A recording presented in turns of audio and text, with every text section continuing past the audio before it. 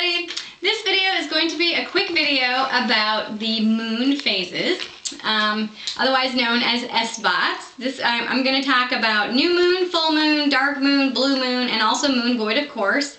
I'm going to be talking kind of quickly and using my book of shadows because there's a lot of information and it's going to be very brief, so I do apologize, but this will be the beginner Esbat video. And first we're going to talk about the moon void, of course. This is when the moon is not in alignment with any particular sign.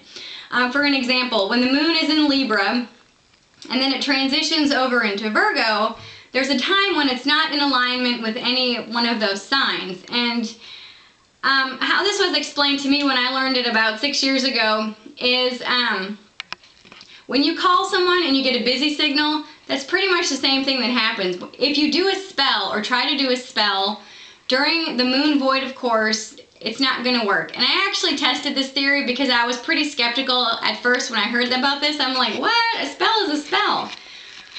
They flopped. It didn't work at all. So if you want to challenge this, I strongly encourage you. Please, prove me wrong, but I don't think you're going to be very successful. But anyway. But yeah, the moon void, of course, it's when the moon is not in particular alignment with any sign, and magical things, as well as secular things, really tend not to work. Any presidential nominee that has been nominated during the moon void, of course, has not been elected president. That's a little tidbit of information that my teacher from back in the day told me, and I actually looked it up, and it was true. It was pretty interesting, a little random tidbit of information. But anyway, but yeah, when the moon is in void, of course, allow a little bit of extra time, be a little bit more patient, because things usually aren't going to go as smoothly. That's usually when I do a lot of prep work, but make sure when you do a spell that you make sure that the moon is in a particular sign. You can tell this by just Googling moon void, of course, for whatever particular month and year that you're in, and you should be able to find out the timetable. Make sure that you figure out also which time zone that you're in and adjust the time for that particular chart that you find.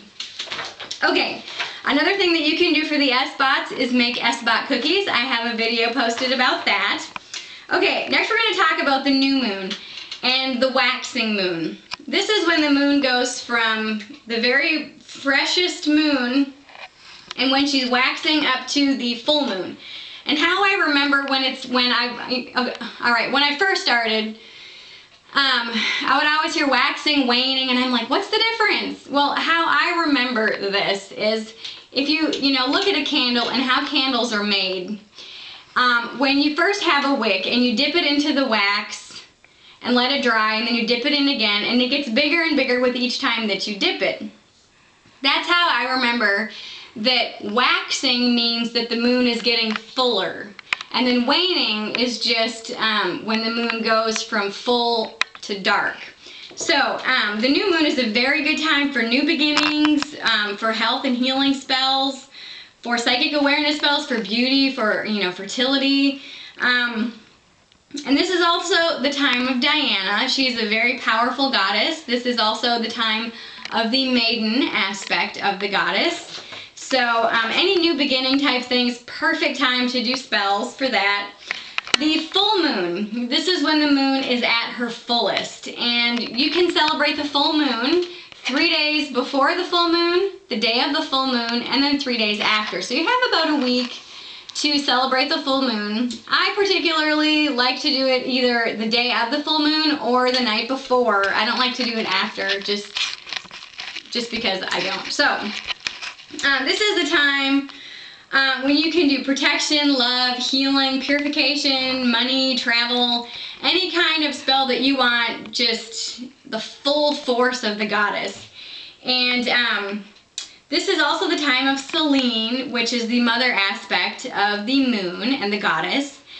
And this is also a time when you can do what's called drawing down the moon.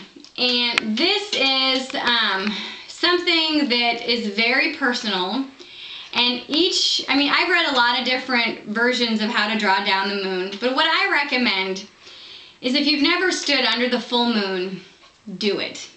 And you will know how to draw down the moon intuitively. You sit there and you just ask the goddess to just be with you and enter your body and you will feel such amazing power and such amazing force and love and fulfillment when you're standing under her. It's one of the most amazing things that you're ever going to feel, and the words will come to you on what to say. I have a little script here that I first did when I started this, but I found that each particular moon was so unique, and I drew so many different things with each particular moon from her. I mean, there is no one script that fits all, and I highly recommend that if you've never drawn down the moon, that you stand under her and just ask her to fill you full of whatever kind of energy that you need for that particular month. That is drawing down the moon. That is having the goddess bless you and fill you with all of her power and all of her energy and all of her just amazing essence. It's so amazing. So anyway, okay. So this is a good time for all kinds of spells. I mean, you name it, you can do anything on the full moon. This is one of the best times. If you can only have one time a month, I would recommend doing it on the full moon. New beginning things, banishing things, any kind of spell you can do on the full moon. It's gonna work. It's amazing. So, now we'll go on to the dark moon, and, well, the waning moon and the dark moon. This is when the moon starts to, typically when you look at it and it's only half full, so you have like a half of a cookie kind of, looking thing, when it goes from this all the way to dark again. And I always say it's between the 25th and the 28th day. Basically, it's when the goddess is saying, and this is when the moon is in the crone aspect of the goddess. And basically, this is when the goddess says, give me all your cosmic trash. Give me anything you want to get rid of, and I'll take care of it for you.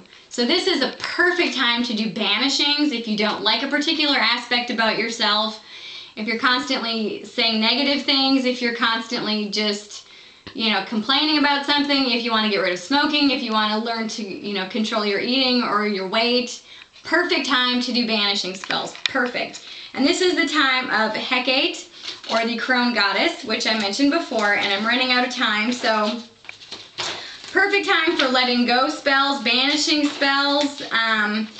Next, I'm going to talk about the blue moon, which this is the second full moon of one particular month. This year we have it the end of December of 2009. It's amazing. This is what I like to do, a list moon. A blue moon is the time where you get an extra dose of power for that particular month. And granted, the Gregorian calendar was created, after the fact that, most native cultures use the moon as their calendar. And, this is the time when I would recommend that you take some parchment and you write down all the things that you're grateful for, all your blessings that you have, as well as anything that you want to work on, okay? And then you can either burn it or you can put it in a little pouch and you can keep it with you. You can review it every full moon, or you can look at it every blue moon. This is something that I recommend everybody get into practice with. I know some people who do these every 3 months, some people who do these every month, but I highly recommend the blue moon. If anything, if throughout the entire year, if you only do one moon festival, one moon Esbat, that you do the blue moon, because this is something that you will never forget. The energy of a blue moon is something that really is unforgettable.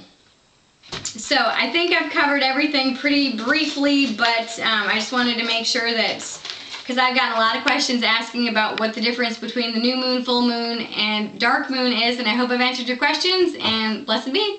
Bye-bye.